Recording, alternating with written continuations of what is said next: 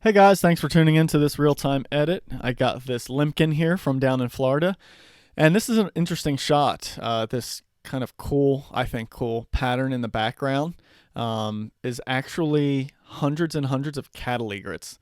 So they were out on this island in the far distance there, and I realized when I threw them way out of focus because I was really close to this bird, they just created this crazy like bokeh pattern back there instead of just like having the smooth green, which I did have some other shots that gave me just that smooth green with some different backgrounds, but I thought this was something different and interesting. And I also was taking advantage of shooting through this foreground bush to kind of just conceal the bird, so it was just the head in focus. And I wish some of the parts here of the bush that were going in front of the beak weren't there, but, can't have everything. So I have a clear view of the head, and everything looks good there. So first thing I'm going to do is play with the composition here, and I'm just going to offset it that way just a little bit, just to make it feel a little bit more balanced. And it's definitely top heavy, but I'm going with that so I can include some of that background back there. Overall, a little bit light on my exposure, so I'll bring the highlights down, overall exposure down, shadows up, blacks down, keep the contrast,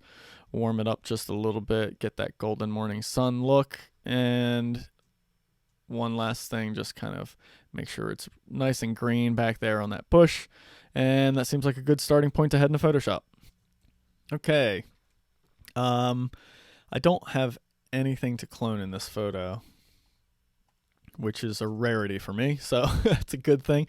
I mean, gosh, there's actually not a lot to do in this. I'm just going to burn down this bright little spot down here just to match the tone with everything around it. Same with that, right? Just real subtle. That one I'll just leave because it looked weird darker. Maybe just darken this whole corner down there.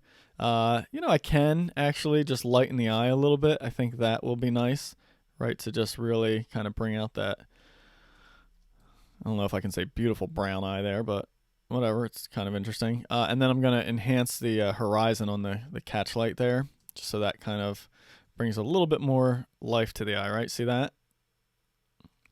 And then also when I zoomed in here, I noticed there's an orange eye ring, which I never realized Limpkin have. So let me enhance that further and try and show that off a little bit more. Let's see. There we go.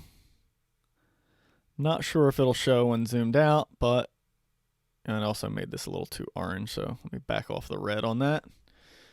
Just keep it more yellow like it was originally. Yeah, I mean, even when I turn that on and off, you can't really see it. I can kind of see it. There's off, on, off, on. It's super subtle, but I can use some of that same color to kind of enhance the orange on there, on the bill, and then maybe even just darken down some of these highlights from the bill. The bird was just sitting there preening itself, which is really cool. Boy, not a lot else to do. I always hate Nikon's blues when they're really bright. They're just a little bit too cyan for me, so I'm just going to shift the blue a little bit more towards the purple side of things. Not much, just pretty subtle, but something like that I think looks a little bit more legit to me. And there we have it. So I'll head back into Lightroom and show you the before and after. Not going to be a big change on this one. Pretty simple edit.